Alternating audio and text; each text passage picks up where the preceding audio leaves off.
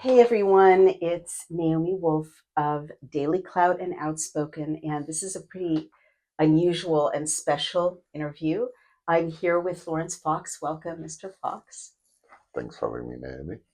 Thank you so much for being here. And it's sort of, as you can see, an unusual setting for Outspoken. We are off the coast of Lisbon, and I'm on a cruise that is involving a number of really distinguished British freedom fighters. There's no other way to speak about all of you, from Alison Pearson to Samantha Smith to Laurence Fox, who I will include in that group, and to Mark Stein himself, although he's Canadian.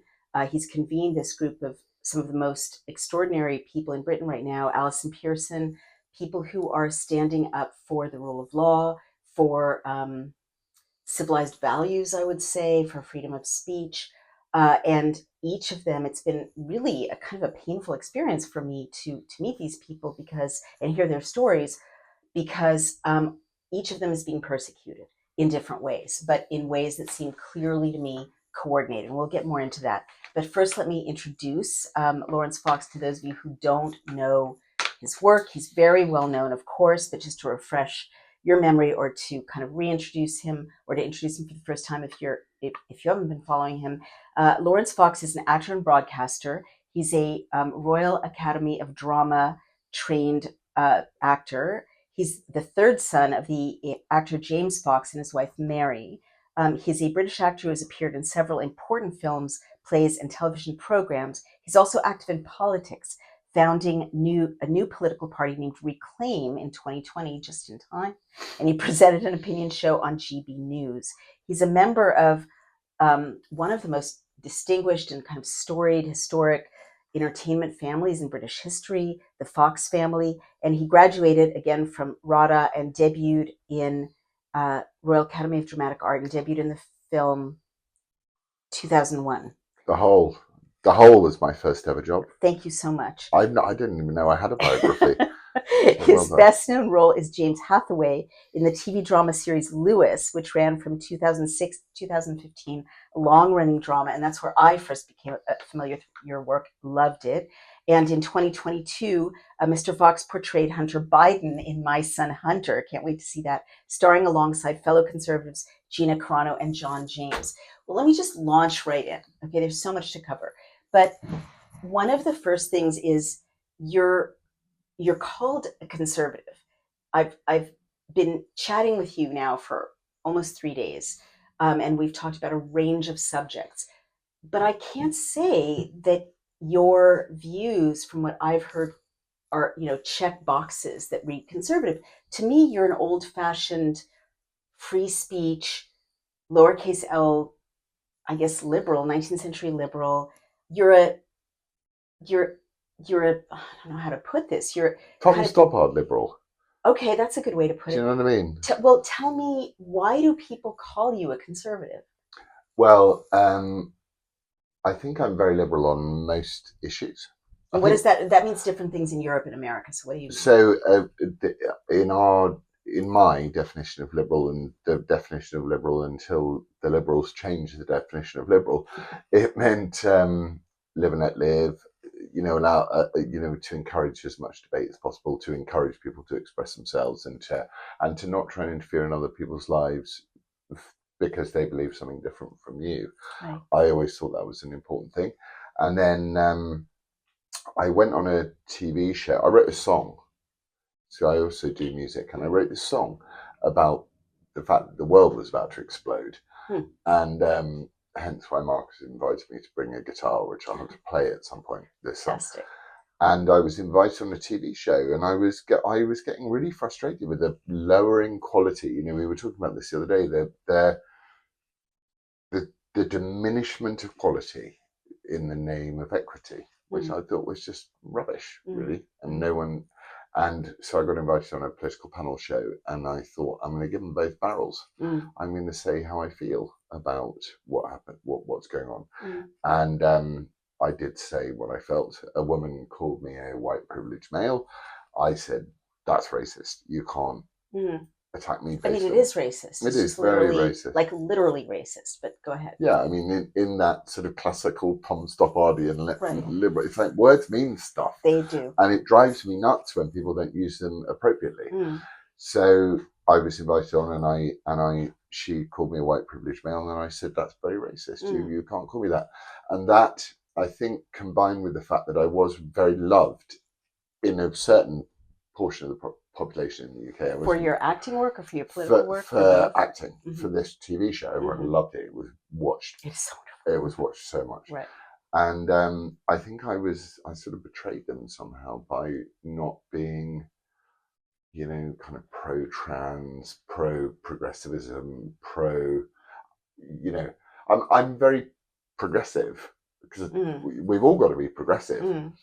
I'm not conservative. I'm not trying to hold on to the past. I'm a progressive person, but I'm not progressive at any cost. And I noticed that this whole obsession with skin color was driving me mad. Right. Well, that's a really good example. Let's kind of drill down into that a little bit, because when I was reflecting on why you're getting in so much trouble, right?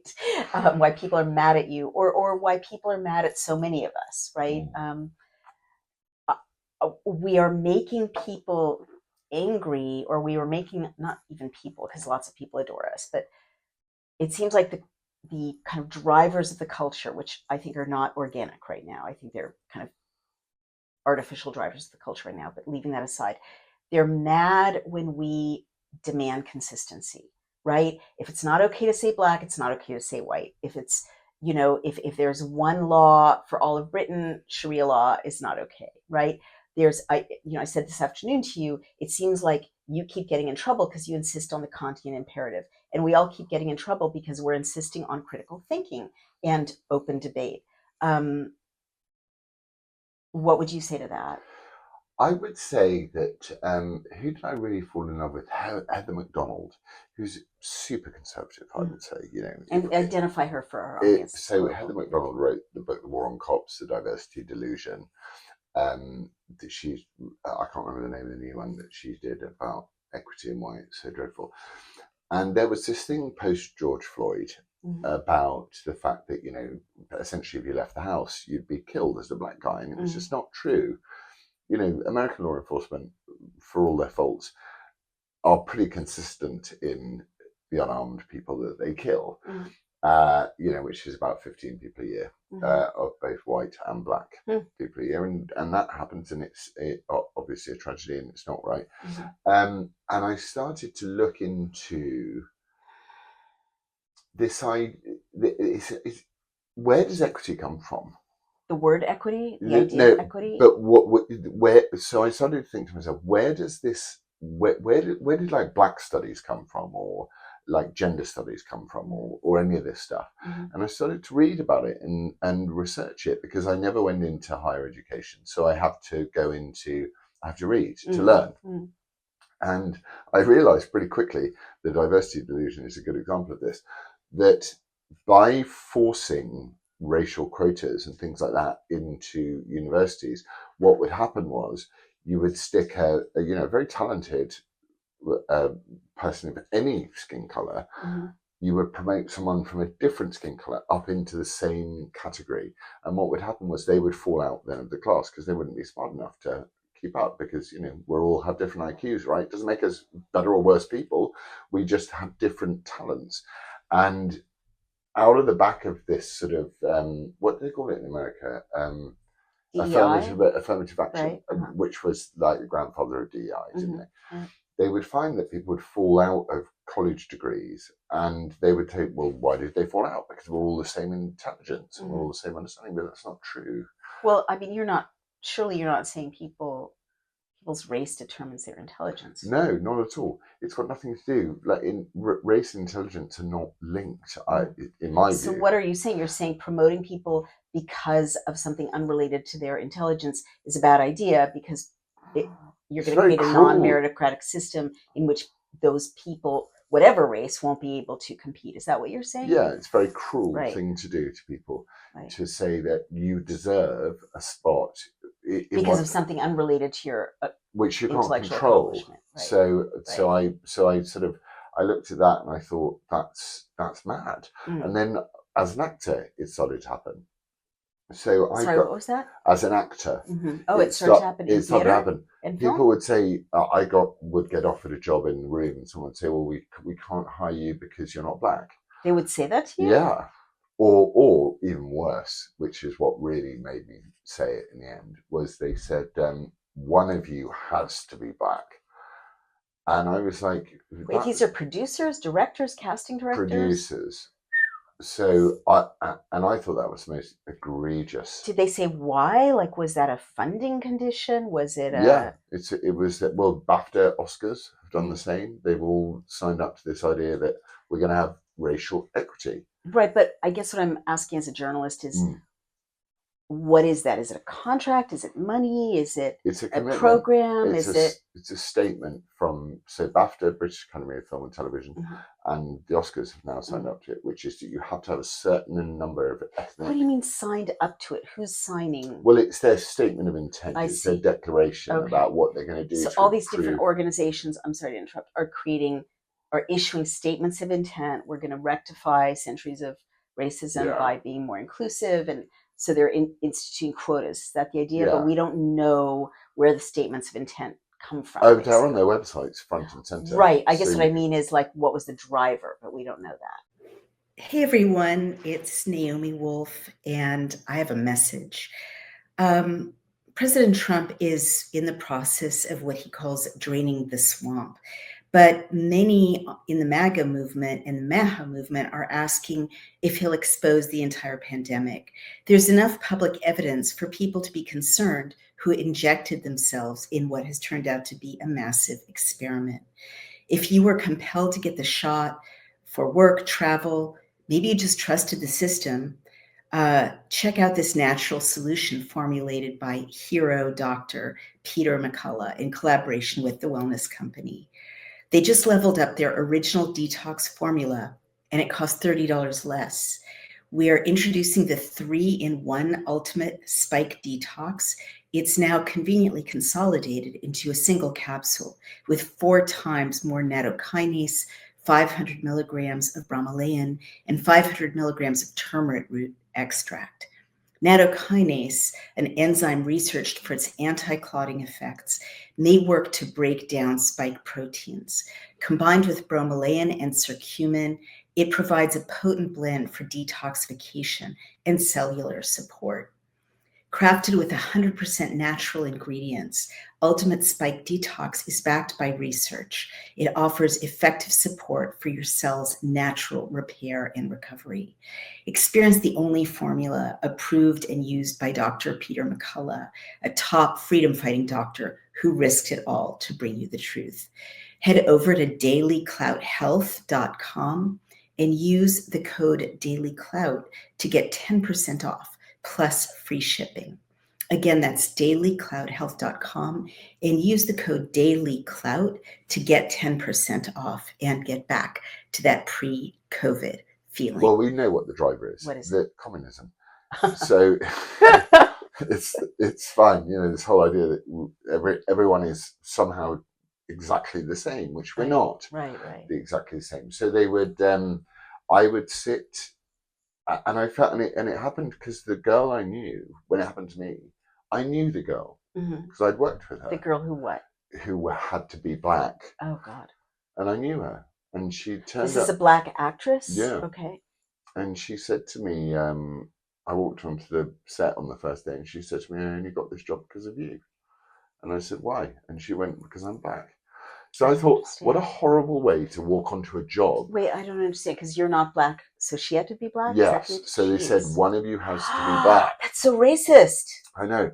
And also, imagine being, even the other way around, one of you has to be white. Totally. Like you say.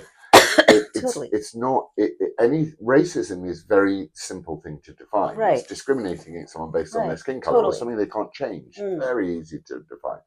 And she really struggled because she didn't feel like she was the one that was hired because she was the best person for the job.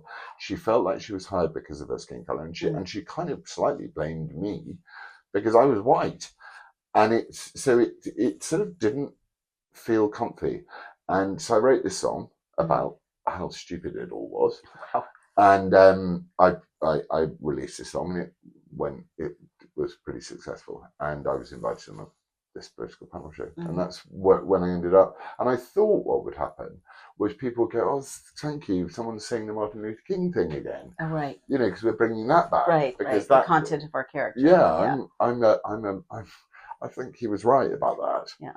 So, yeah. And I'm going to jump in and say, for those of you who are not familiar with the quote that Laurence Fox is referencing, it's, I hope our children will live to the day when one day my 4 daughters will grow up and be judged by the content of their character rather than the colour of their skin. There you go. And that's, I have a dream. And this idea of dreaming, which is what we're meant to do as creative people. Yes. We're meant to dream. Yes, we are. Because if you dream, one of them comes true, Let me go. So that was the start of you moving from being perceived publicly as, beloved, offshoot of the beloved Inspector Morse series, wonderful actor, storied family, to white supremacist, Nazi, racist, Nazi, everything other than because you pedophile. said those things and you wrote that song. Is that correct? Yeah. Okay.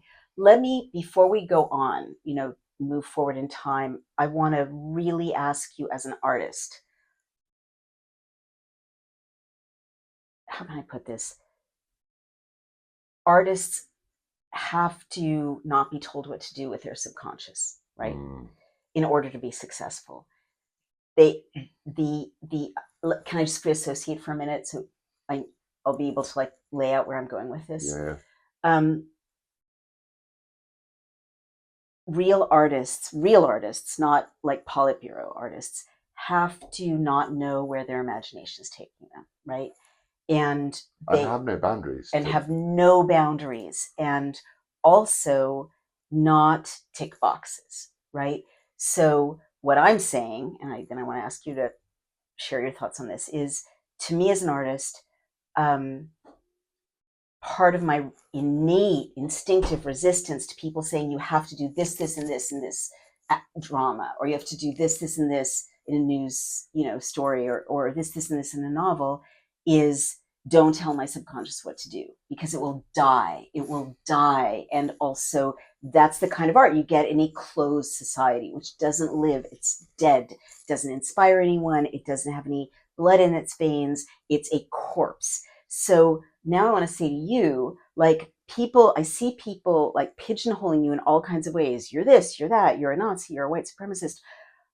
What would you say if I said you're just an artist? You're resisting all this. You have to do this, this, this, and this, because you're an artist and you're trying to keep your brain free. What would you say to that?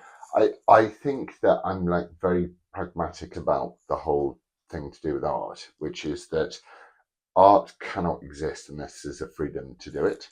And the freedom to do it comes from your freedom to think and express yourself. Therefore, if your freedom of expression is limited and your freedom of thought is limited and your freedom really to say anything is limited, you're going to create a lecture, not a piece of art. The thing that keeps you on I work with Robert Altman, and I love Robert Altman so much. And he said, I make cinema that you lean forward to watch, not lean backwards to watch. And a lot of cinema that nowadays you lean back, you're going to get a lecture. It's going to tell you what you're meant to think on issue A, B, or C. I don't really care about any of these issues particularly. But as an artist, my dad always said to me, he said, you will succeed if you respect your audience. You will be good if you respect your audience. What does that mean? What did it mean to him? It means you don't have to tell them everything. You can insinuate. You can insinuate through a certain number of ways that you do something, how you feel about something. So you're allowing them into the subconscious of your character without signposting it. The often criticism of someone like Meryl Streep is that she's you can see the cogs whirring around in her head. Right. I disagree. I like Meryl Streep as an actor. But so I think I'm absolutely. My calling is to express things, and it doesn't matter whether those things. A lot of what used to be sort of free artistic expression, and as you would say, is now the cadaver of society, is talking about huge subjects in a very calm and relaxed way.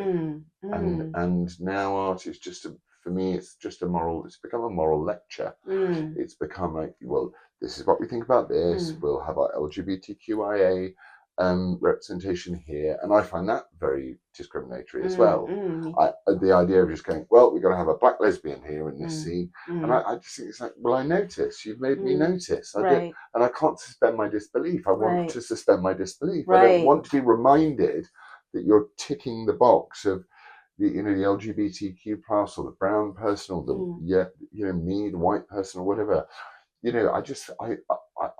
I used to leave the cinema, when I loved great cinema, with a pep in my step, thinking, wow, I've changed. You know that feeling when you leave and you just loved it, and you just, and I don't anymore. And I stopped doing it then, so I thought I had to say something about it, and I then did.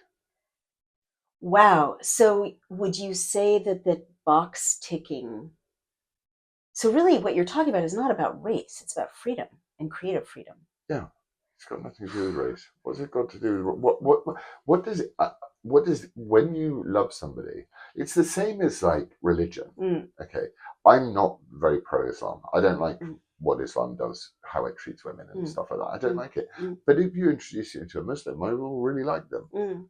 But I can dislike the ideology that anyone follows, be it Christianity, be it Judaism, be it Islam. It doesn't matter to me, but the individual does, that lives within the ideology of that. But isn't that the world that we were hoping to build, and that Martin Luther King was hoping to build, and all the great Orwell was hoping to build, one in which it was the individual that was the metric of society, that had the freedom to express him or herself?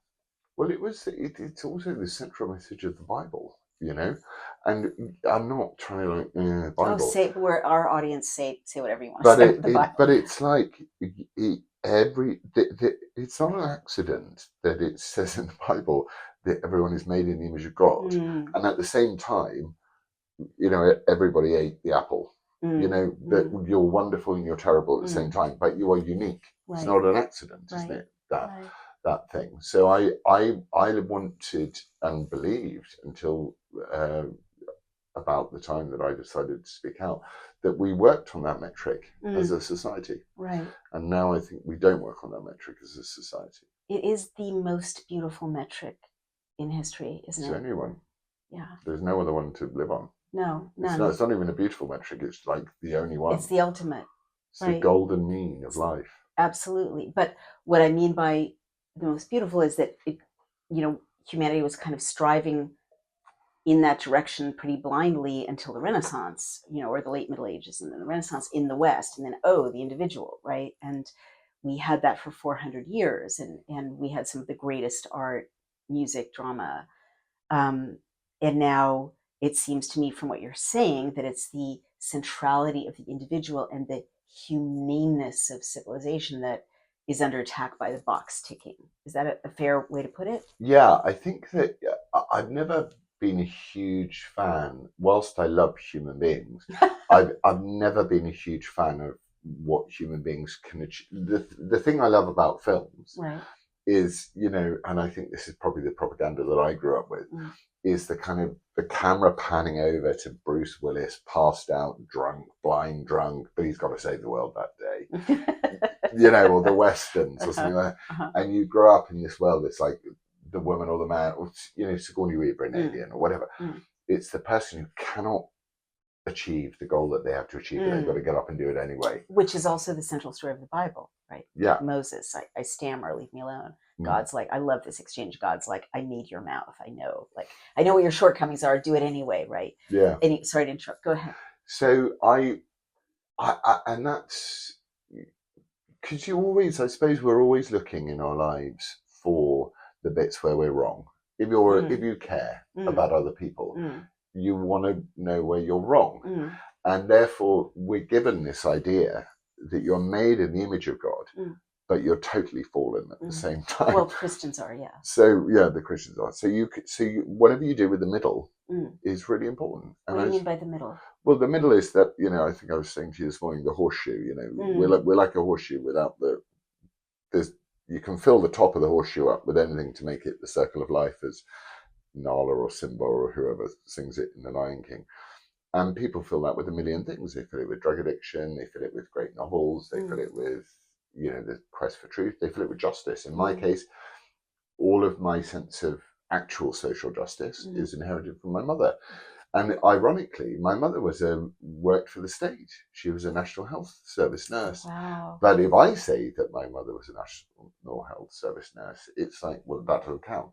Why? Because I don't think it would count a lot if I was Free Palestine, Hamas are wonderful, Ukraine. Like if I ticked all the COVID, if I ticked all the boxes, it would add to my wonderful story of redemption that my mother worked in the NHS. I see. But actually, in the same way as my marriage to a woman who's not white would just be the icing on the cake. But it's become an aberration in the chaos theory of leftism, where these things don't work, therefore they have to not. I find it so ironic that my mum's story would be such a huge, important part of my story if I didn't think the way I did. Wasn't it a huge, important part of your story? Well, no matter what? Yeah, it's a huge, important part. What is your mother's story? My mother was a working class girl from Bedford who went and she worked in the National Service as a ward sister, and then she met my dad and refused to marry him 3 times until he gave up acting. Because she said, I'm not marrying an actor. And he was like a megastar in the 60s, my dad. Wow. Megastar. What a story. And she turned him down. She went, Did he give up acting? He did. For 10 years, yeah. Wow. And then was she okay with it? At some point she said fine. But my mum was the last unifier I met in families, in that she was so, anyway, there's too much I can say about my mum, but she was wonderful. And I do find it ironic that it would be something they'd clap me along for now, but because I don't agree with them on lots of things, it's just she's an aberration. So she's erased, and your wife, who happens to be biracial, is erased. She's a conspiracy. My wife is called a conspiracy theorist, and it's like this is why I don't believe them. It's the same as burning Teslas, right? It's like there's a climate crisis, but let's burn some Teslas because Elon. We don't agree with Elon, so therefore it's not really about the climate, or whether my mum worked for the state, or whether my wife is biracial. It's about the fact that unless the conformity of ideas. Which must be a fear-based place to be. So I'm really empathetic to people who are frightened. I am, but at the same time they're dangerous. Right. What would you say was your mother's legacy to you if you were talking to an audience that was not trying to kind of erase her from the story of Laurence Fox? That she told me that justice above all things. She said that in so many words. That's what she would be. She would not tolerate any injustice in any situation ever with anybody, whether she knew them or not. What's an example of that? I mean, she would. Let's repeat that because the door is open. Darling, can you close the door? We're getting audio.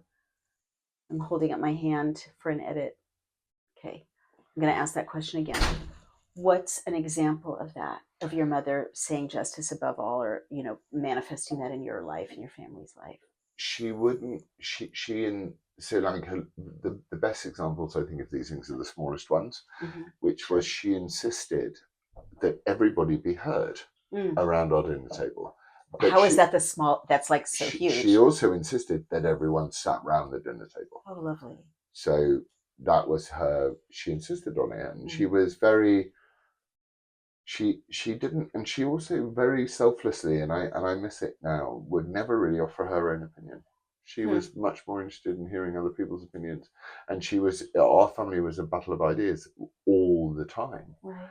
And she kind of excluded my dad from it too.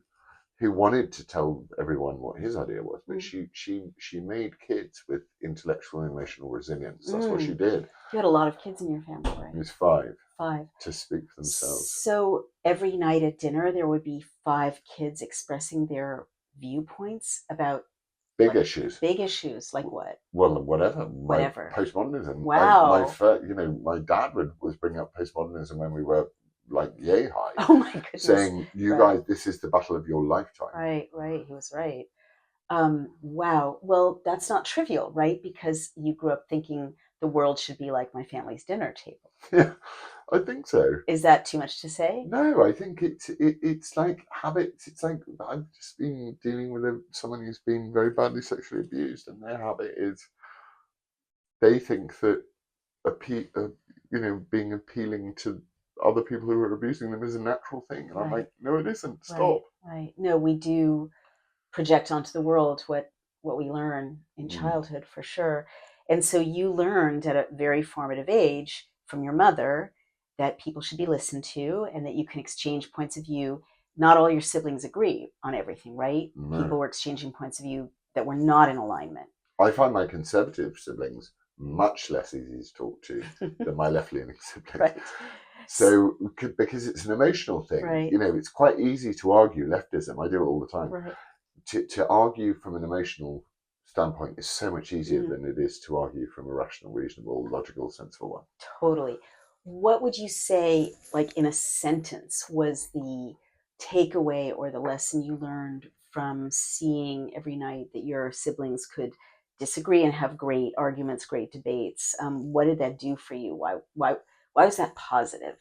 Because it instantiates in your mind a deep, fundamental respect for other people, which is kind of what the left argue in a lot of ways. It's like all their sloganeering is, you're kind, you're loved, be kind, respectful, all that sort of stuff.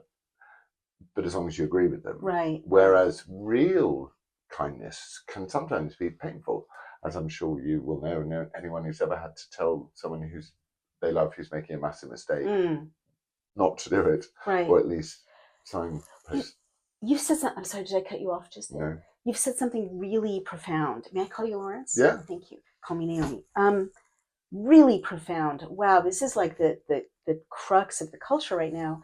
The left, and I would extend that to the dominant culture just generally, because that's where we're at. The Marxist dominant culture in Britain and America is saying, harmonize all of your thinking in order, even with things you don't agree with, in order to show respect and be kind. And you're saying, no, genuine, authentic exchange, including genuine, authentic civil disagreement, is the real way to show respect and even ultimately kindness. Is that what you're saying? Yeah, I think that that's the only way.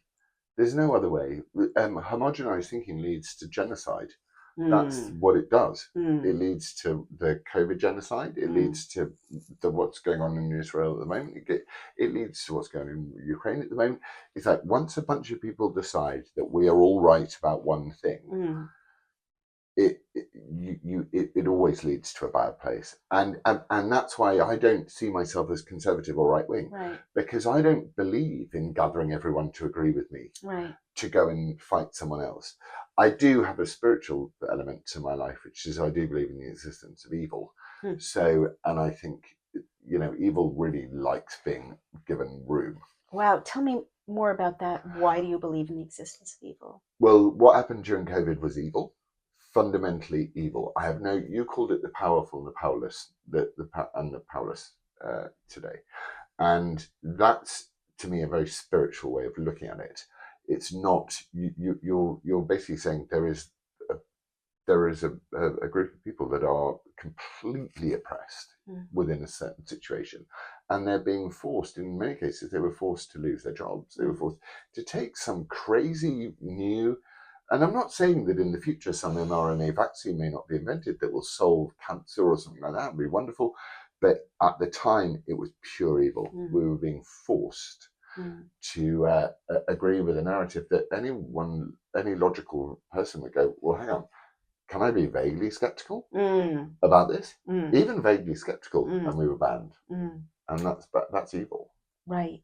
So if you believe in the kind of material existence of evil, does it imply that you also believe in the material existence of God and Yeah, goodness? I do. Yeah. Is that has that always been true for you? Is that something that came into your life? I stopped. I stopped believing in God when I was 27, and then I started believing in God again when I was about 35, I think.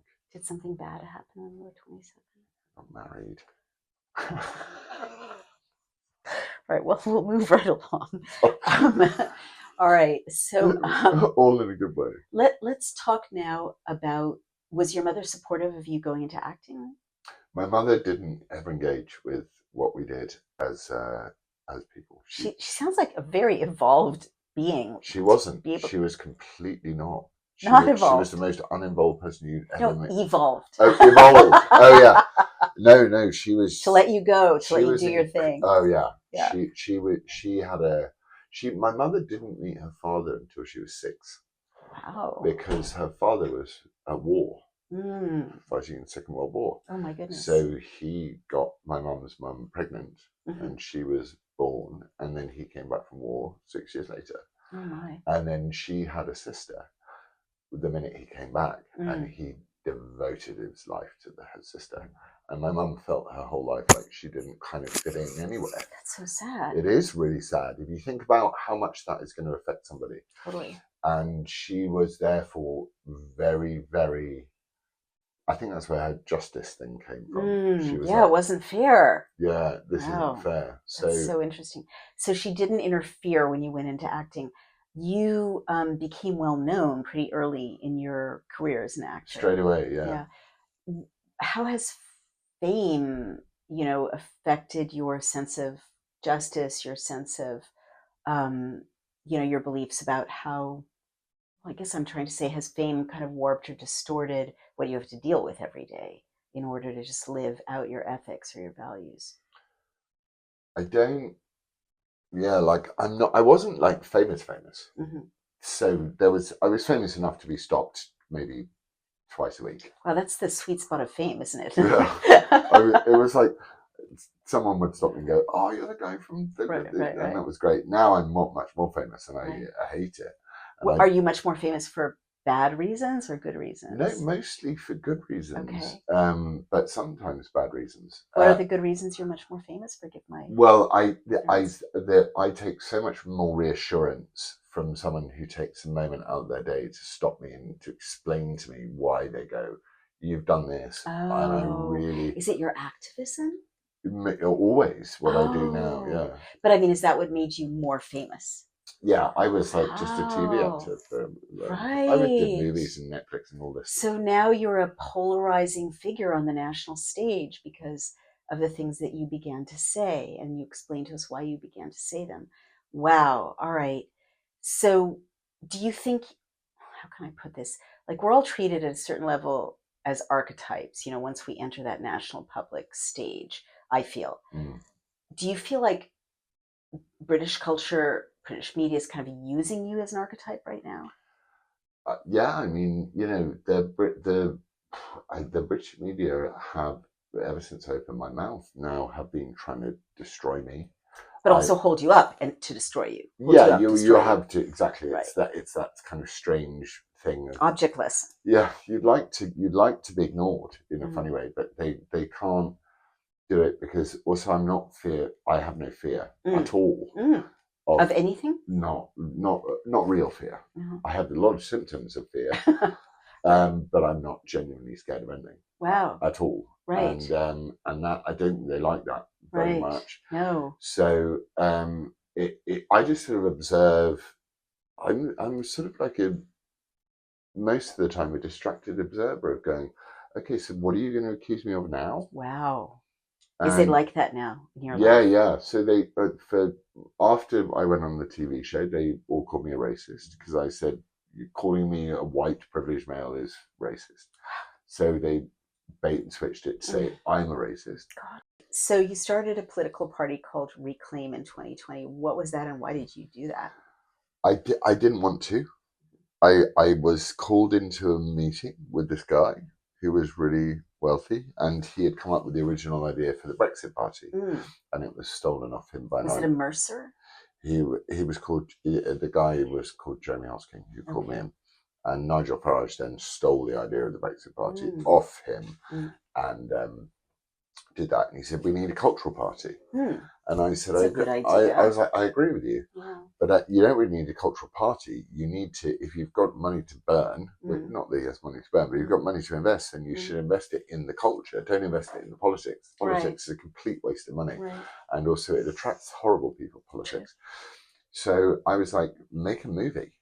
Put a play on, you know, do something which would actually bend to my talents. But he was like, no, we'll start a political party, which I did, and I'm not very good at. So I kind of have it waiting. Also, it might end up very providential, because the British political insurgency is so vile at the moment that you wouldn't be able to put a political party with culture, common sense, free speech. You probably wouldn't even get it through the Electoral Commission now. Oh my gosh. So it exists, and I might have to dust it off one day. The Electoral Commission, which I know is evil from my own experience in 2014 of trying to investigate whether the Scottish referendum was kosher, they have the power to say yes or no to a political party. That is total fascism. And people just don't see it. I can't believe that exists. It's the first time I've heard that they have that power. Good God, that's worth a whole other interview. Well, let's go fast forward. You spent the lockdown years tweeting, being critical, saying things, I'm just going to say this, saying things that are like hilarious and super offensive in a lot of ways. But let me put that in context. I like that. I like that too. I want to put it in context. When we were reading the quotes that made it to Wikipedia, that are always the most tendentious quotes for all of us, I was thinking, this is Oscar Wilde. This is Oscar Wilde for our time. These are outrageous quotes. I get what he's doing. He's stirring the, muck of the culture. He's mocking the culture. He's being a provocateur. He's poking fun at our shibboleths the way Oscar Wilde did. Oscar Wilde did exactly the same thing. Reversals and, mocking of hypocrisies and startling paradoxes. And I see you as being a provocateur, and that's a very important cultural role. We talked about this. You have to stay healthy and well at times like this. You know that I often have suffered from mobility issues, and now I don't. Part of my lifestyle is Native Path collagen. So Native Path's collagen formula is made with ingredients that are scientifically developed to increase bone mineral density, support tissue recovery, reduce wrinkles, enhance hair thickness, and strengthen nails. Who wouldn't want more collagen with all of these benefits? So right now, when you visit getnativepath.com/dailyclout, you can stock up on Native Path collagen for up to an incredible 45% off today, plus free shipping. Every order comes with a 365-day money-back guarantee. You can try it risk-free today. It is a single ingredient formula with no fillers, additives, or artificial sweeteners, and it's third-party tested for heavy metals, which makes sure that it's pure and safe. It's flavorless. You can add it to anything. I add it to my oatmeal. You can add it to coffee or smoothies. Its formula makes it more bioavailable, meaning it's absorbed more easily and mixes without clumping. And the best part is Native Path is offering amazing bundle deals, 3 or 6 packs at a fraction of the price of other brands. With over 4 million jars sold, 1 million happy customers, 8,000 5-star reviews, and a 365-day no-risk guarantee, Native Path is a trusted choice, and they offer an 800 number. You can ask any question. A real person is waiting to help. You can join a private Facebook community. I love these people. Share recipes, success stories. So that's getnativepath.com/dailyclout and start your experience of transformation today. It's the clown in the court. It's what do you jester. think about what I just said? I think you get it. You understand what I'm trying to do. I'm not trying to be the answer to everyone's problems. I'm trying to expose in all of us the difference between our fallen nature and our better nature. That's what I want to see. Could you say that a little more down to Okay, earth-ish, so we so all get it. so in each of us there is someone we wish we were, and Mhm. there's someone that we don't like about ourselves. Interesting. And we spend a lot of time thinking about the person we don't like about Mm. ourselves. We Mm. give ourselves a hard time. I'm particularly guilty of this Mm. problem because I grew up in a Christian family and went to boarding school, whatever. Mm. But you want to say to people, you are wonderful and unique and fabulous, wherever you come from. Mm. And try and focus a little bit on that, Mm. keeping the humour of life. Mm. Mock things. If things can't be mocked, then they Right. must be mocked. Right, right. You know, if they can't be mocked, they must be mocked. That's so fabulous. You know? Can I give an example of that? Or were You you go. going to say If something else? you've got an example, then Were you going to say something else? no. I think that was what I wanted to say. I'm very grateful that you say that it's an artistic thing, because I do see it as an artistic thing. Yeah. I don't see it as a political thing. No, I mean, that's what I feel so strongly, reading what you've said and reading the attacks on you right now. Granted, I'm American. I haven't been living in a British context, but I love Britain and I care about its culture. To me, it's so clear that I keep thinking that when I read your work or your comments, right? I keep thinking about Soviet artists or artists, during when the Iron Curtain was up in the Soviet Union. They would say outrageous things in parables, so they couldn't get hauled off to jail. You're not doing that, right? You're saying outrageous things, and you maybe I hauled off to jail, with which the we'll talk parable. about that, right? But it's like they would poke, like Kafka.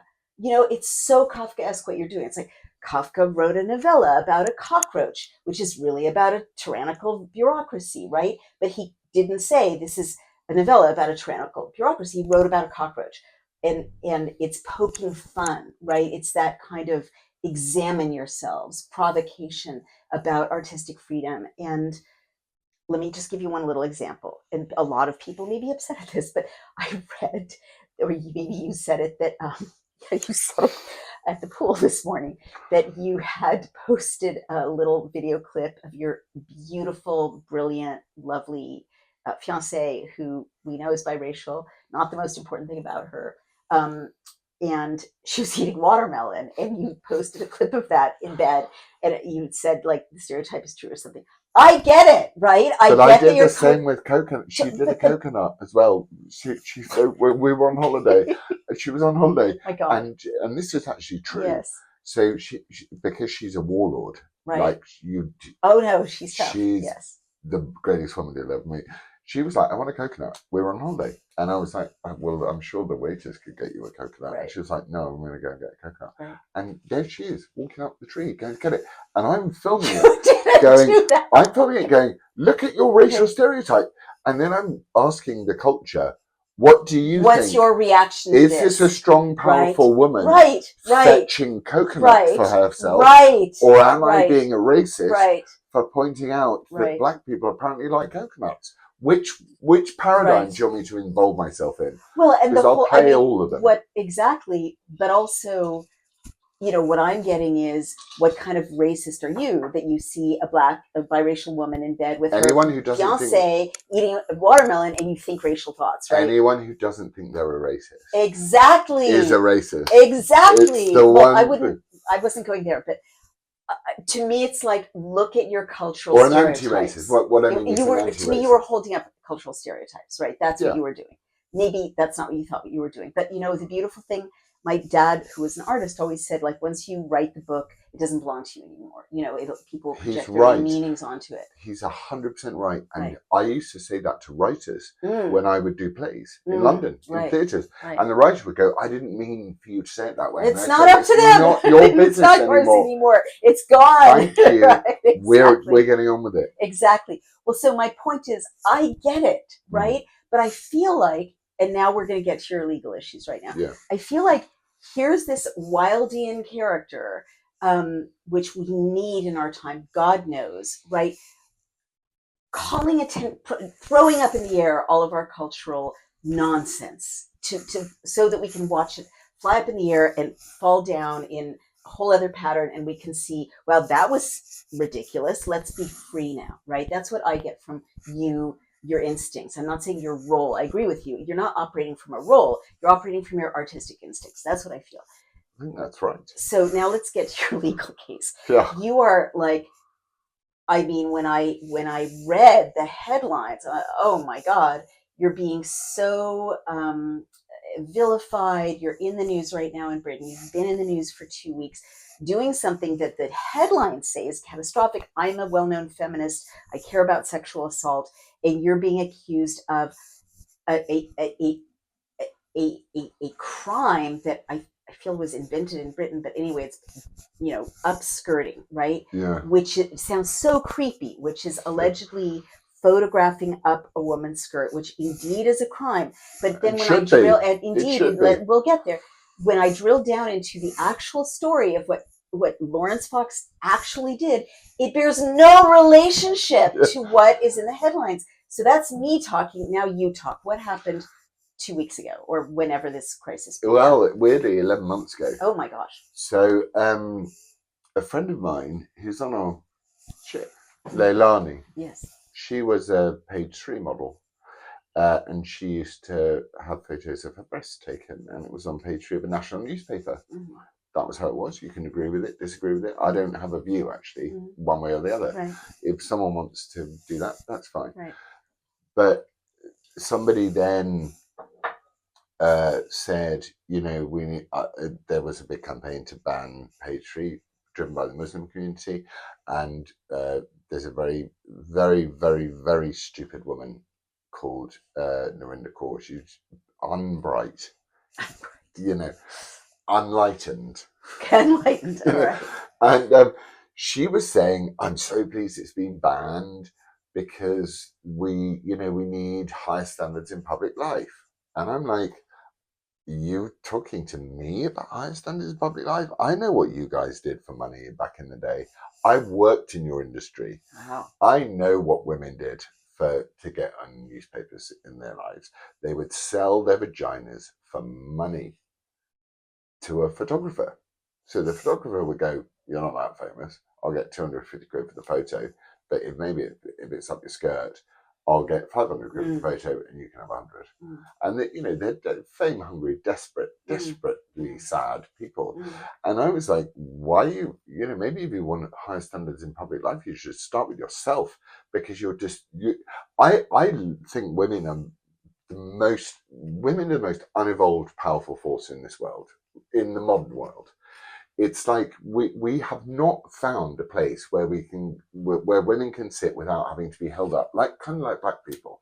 We're like, you need to be higher. Black people come up to me all the time and they go, thank you so much for treating us like, they're like, thanks so much for treating us like there's nothing wrong with us. Wow. That whitey can't save.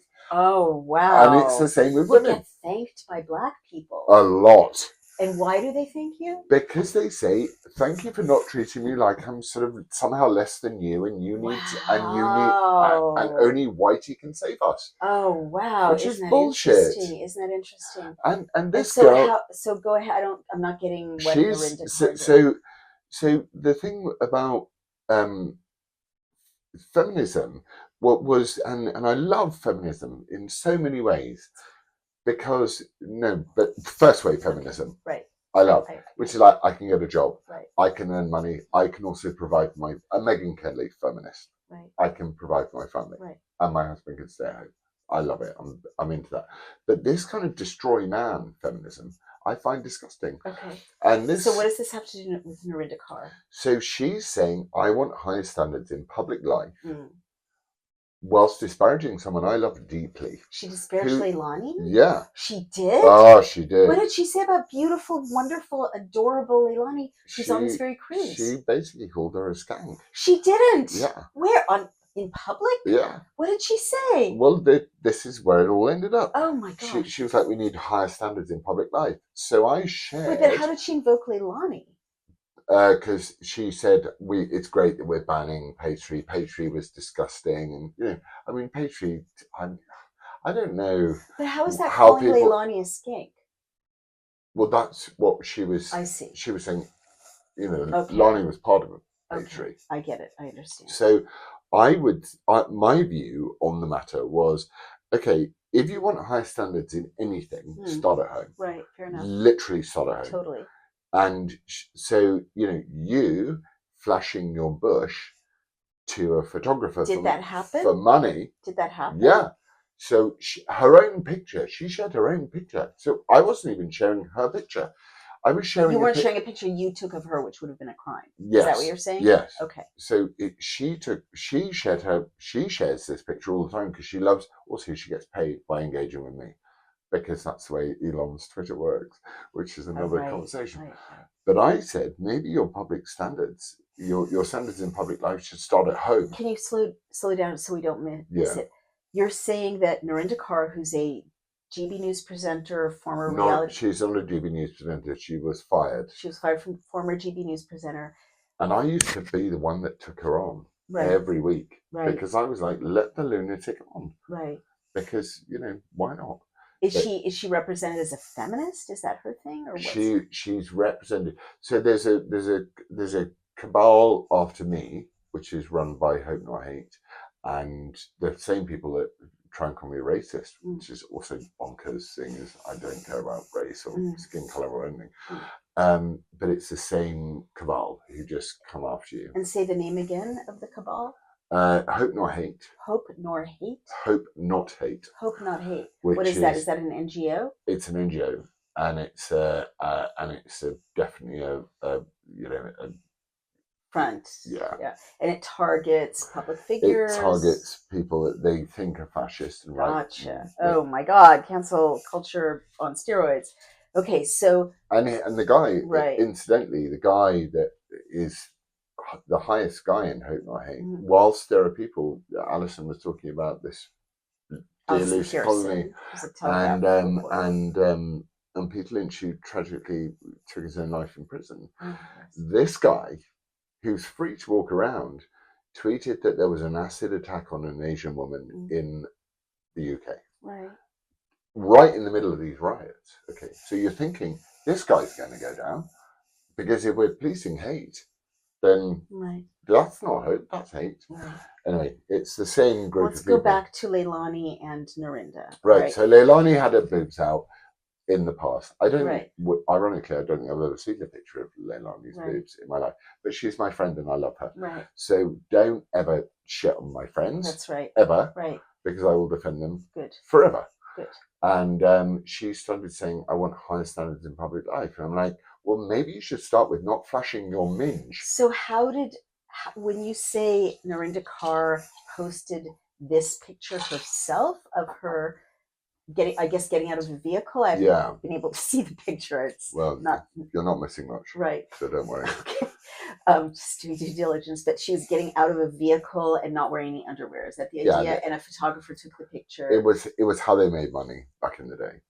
Wow. So it was an industry. Wow. Because she was a nobody, right? She was nobody. And I remember this when Britney Spears did it. That you get out of a car not wearing underwear. Most women don't do that as a matter of... Yeah, but I mean, I seem to notice everyone we hung around with today was wearing underwear. We were all wearing underwear. Did you notice that? I did notice it was ironic. It's like, wow. Yes, that's right. No one forgot to put on their I don't want to mock a woman who is... I don't want to mock a woman who says, you know what, my dress looks so nice, I don't want to wear underwear. But if she's going to sit at the table like this, then I want to have a say about it. So it's like you can't... If you're going to talk about standards in public life, I understand what you're doing. So pulling away from, should a woman wear underwear or not, because that's up to them, right? But let's go back to none of my business. What you did was, my friend Leilani is being criticized by this well-known public figure, and you're a hypocrite, and for showing her breasts on page 3 and getting paid for it. You also showed your vagina and probably got paid for it. Or at least you posted or allowed to have posted this. And then shared the photo herself. She did. So she shared on it social herself, media. On social media. Okay, well that's important. She herself. Did? What did she say about the photo? Why would she went? Hundreds of people are sharing it. Blah, blah. She loved it. She posted that photo. There's evidence of her putting it out, saying, "Wow." There's people sending her photos like she did some truly like. You wouldn't. She shared it. That's not a natural response. Stuff that you wouldn't. So she shared it like, oh look, this was so bad that it's been posted, or okay. Oh look how awful it is. But if you look at all you do is Google her name, and you will see an exhibitionist, a woman who's using her body. And, well, I don't want to. no, I'm not going to agree with you there because no, I you don't don't know need her. to. You don't need to agree with me, but I imagine we would agree on this one thing: is that if a rape is recorded every hour in London, yes, if a woman is sexually assaulted in London, yes. why the fuck is this woman getting airtime for showing her own vag on camera? And they're going to spend. I'm going to ask for a Crown prosecution. So let's move ahead to your crime, High or your court. alleged I'm crime. going to spend hundreds of thousands of pounds of British taxpayers' money trying to find out whether my use of the rhetorical device of pointing out whether she's a hypocrite or not is worth the government's money. I understand. So I want to just put on the record what actually happened. So she criticized Leilani. I said, then if you said, if you want, what were your exact words? I said, I don't know what they were Right. exactly, but I said, if you want great sons in public life, perhaps start with yourself. And then you reposted the picture that she had posted, 10 years ago, or yeah, a long time like ago. 15 years ago. So it was well in the public sphere. And then the and then what happened? And then the newspapers, who paid for the photographer to go and take a picture of her vagina, then went, oh, it's appalling what he's doing. So they ran stories saying, oh no, Laurence Fox has reposted the picture of Narinda Kaur's vagina. They didn't run that story. They ran the story that I'm a sexual offender. Okay, so let's tease that out. In what way are they saying you're a sexual offender by reposting this image? So in 1998, you got the Malicious Communications Act that came out in the United Kingdom, and that's a good bit of it. I think it's good. I'm okay with that. But in 2023, the Online Safety Bill came in, which is meant to protect all of you vulnerable, stupid women who can't think about anything for yourself from being attacked by people like me who've got an opinion. And that's what they're using. I'm the test case for the Online Safety Bill. That's what I am. But they think that they've managed to socially engineer public opinion so much against me that they're going to win. So they're calling you an alleged sex offender because you violated, allegedly, the Online Harms Act of 2023? Section 66. Which tells you to not repost images of people's vaginas that they didn't consent to? Yeah. Okay. But then there's this 66B. So there was this great hurrah in Parliament because there's an MP called Christopher Choate who's very conservative. And he said, this is going to be misused. As you said you said it this morning about speech legislation. Right. It's like assisted death legislation. It will always get worse. That they have gone, right, we can weaponize this and we're going to use Laurence. Right. What they don't understand about me is I'm not scared of them. Right. Wow, that's brave.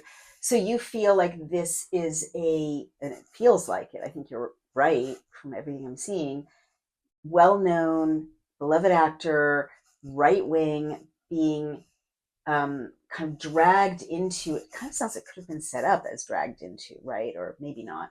But I'm sure they were scanning your feed to see when you put a foot awry. They know that I'm very easily provoked. Right. I really am loyal. Right. So my friends are everything. Right. So you reposted this 15-year-old image. It was initially posted by the owner of the vagina, and they're using it to see if they can get you, tar you as a sex offender. All the headlines say so they can sex offender, sex offender. That word is now linked to your name, using this new act. And I just want to jump in and say I researched the Online Harms Act, and it's such a hideous piece of, oh my God, it's not even a piece of legislation. It's like a regulatory protocol. It's like being screamed at by a socialist aunt. It's that bad. It's for sure, and this is the bill or whatever it is that is allowing British police to arrest people for tweets or to arrest people for praying outside abortion clinics. Well, no, that wouldn't be right. To arrest people for expressing their opinion. This is the bill that tangled up the woman that journalist Alison Pearson, also on this cruise, has highlighted in a story that has now been downloaded over 50 million times. Yeah. A mom in Britain who is in prison for 2 years for a tweet that was up for 4 hours expressing an opinion. But the most important part of her tweet was for the words "for all I care," right? Which is the same as saying "once upon a time," right? So in the tweet that we're referring to, the Lucy Connolly tweet, she said, "Burn down the whatever for all I care." So she didn't. Right. She wasn't telling people to She burn it didn't down. say I burn it understand. down. But that's the, I mean, not to get in the But weeds, it's, no, that's no, the world we're in now in it's Britain. very, because you very have important. to, Rhetoric right, is super important. right. Because if you take rhetoric out of the British language, of the English language, you take out hyperbole, nuance, everything dies. There goes Swift. With rhetoric. There goes Milton. There goes Wilde. There goes Wilde. There goes Byron. Exactly. But I guess what I'm trying to say, observing as an American with the First Amendment, is this is what you've been forced into, like parsing the tweets, right, by this bill, right, which has no safety in it for anyone to express their opinion. All right. So I agree. I think you're being set up and used as a test case, and your name is being besmirched, even if you get out of this particular legal hassle, with whatever expense it causes. But I'll defend it violently. Okay, so let's talk about that. What does your lawyer say, and what's your position on, this? Do you think it's a miscarriage of justice? Do you think they don't like me? That's obvious. I understand. When you say they, the cabal, the establishment. Okay, they don't like me. Right. That I say things that I shouldn't be saying. Like free speech is important because we'll all get on better if we have it. But I have come to the conclusion that you have to defend speech with violence. So that's why it's the First Amendment and the Second Amendment, right? They knew how important it was. Right, so I will, given the opportunity, if the British justice system comes to my house, I'll make sure my children are not there, and I will die in my house to fight for this. Wow, God forbid. I will die for it. I God absolutely forbid. will. There's nothing that will stop me from doing it. But because they're stupid, moronic, Stalinist assholes, what will happen is that they will lose because they've overreached, because they know, They'll lose in court, is that what you're saying? They're going to lose in court because they've charged me with the wrong crime. Okay. Can you talk about that, or should you not talk about that? I shouldn't talk about that. All right, so that's what you're... Sorry, go ahead. I just think that you have to have a line in your life where you go, what will I die for? Right. And I will die for my right to speak. Right. Why is it so important to you as because a father? I'm dead on the ground if I don't. Right. Already. What, you mean metaphorically? No, you're dead. You are a corpse. You're a walking corpse if you're unable to say how you feel, if you're unable to express views, if you're unable to speak freely, explore ideas. Why be alive? Why would I want to be alive? I'd want to be dead anyway. On that note, sorry. No, don't be sorry. I mean, I agree with you. I applaud you wholeheartedly. I can't think of anything truer, to say about freedom of speech. I want to apologize as a feminist. It makes me really angry that real sex crimes are not being prosecuted in Britain. It's disgusting. 6%. They will defend rapists in this country rather than look after women. They will defend. Totally. They will defend a man for his political views rather than a woman who is being raped, abused, and beaten just because of his political persuasion. You mean they'll prosecute a man for his political views rather than... Well, yeah, I mean, that's a given. Right. But if a man abuses a woman in this country and he happens to lean towards the prevailing orthodoxy, it can be right and it can be left. Right. So I'm not saying it's the right wing or left wing thing. If he subscribes or ascribes to the prevailing orthodoxy, he will be defended, and the woman will be, and I've seen it, 6%. And my mum was fought this. You see, she that's why she made us speak, and then she sat back, and that's why she was such a. To me, I assumed everyone was a feminist because she was my mother, and like my dad didn't really get involved. Yeah. God, this makes me so sad. I mean, all that we heard today from, and I'll wrap it up, but I'm so moved. We heard today from, real victims. I mean, I'm not saying anyone wants her vagina on social media, but well, she does. She shared it a lot. Well, if she shared it, that's kind of instructive, because by calling her a victim, if she shared her own vagina, you're kind of denying women she victim blamed herself for sharing the image of herself. she then commented on the version of her victim blaming, and somehow I'm the problem when a rape is reported every hour in London. I mean, well, I mean, that's what I was just about to say, that we heard from Samantha Smith, who was raped at 5 and, raped and raped and raped and raped, and the police did nothing. And we heard from Sammy Woodhouse, thank you, who was also raped and had a child by her rapist, and was, the police covered it up. And we've heard appalling stories of the victimization of women in Britain. And I know about the victimization of women in Britain from my own stint in a British rape crisis center. And it makes me furious as a feminist that British taxpayer dollars are being, I'd love to hear Narendra Kaur's perspective. I invite her to be on this program. She would never come. But She was meant to do I was meant to do so I did a podcast with a guy who is friends with Tommy Robinson, and he talked about it before I was charged. And I was charged after complaining that she was calling me a sex offender online, because I said, surely this is a criminal offence. Oh my gosh. And she withdrew from his thing. And wait, hold on. You're being charged has an overlap with Tommy Robinson's case?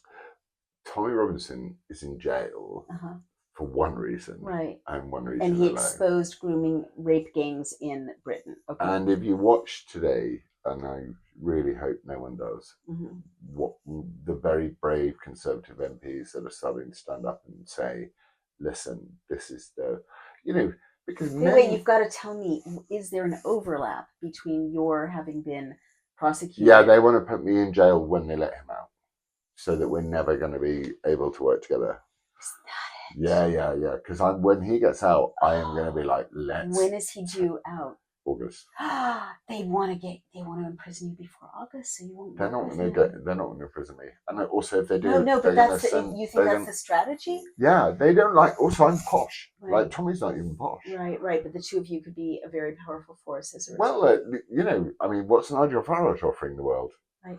Well, then the last thing I want to say as an observer is this is all happening at the same time that Russell Brand is being accused of sex offenses that are very, very, very old and ambiguous. Well, but we should say, sorry about Russell Brand. Yes. We should say sexual assault on women is massively prevalent, and it is horrible, and it's unreported because women feel shame. How can men help that? What we can do is we can go, we take you seriously, not truthfully. We don't just believe you. We're not like Me Too believe you, but we take it seriously and we investigate it thoroughly. And it's very, very difficult. And convict if someone's guilty. And really convict rapists. Right. But at the same time also understand that, some people are malevolent, and men tend to have, the prison stats weigh this up hugely, is that, if men are annoyed, they kill people. Right. And if women are annoyed, they destroy lives. And that's, it's a physical power dynamic. So I would say that there are a huge number of unreported sexual assaults in this world. Right. And I would say there's a huge number of overreported, physical assaults in this world. Right. Hence all the movies you watch when Nicolas Cage is like in his Marine uniform and he goes on Air Force, whatever it is. Is there anything you want to say as a father about in our last question? How fucking dare you do this to my children? How dare you put my children in this position where I have to go and see my son and he won't come to my I say to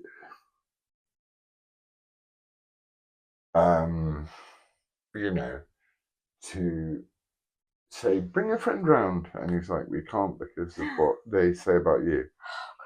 Oh, God. Fuck you guys. And also, you will literally pry it out of my cold dead hands, I swear on my life.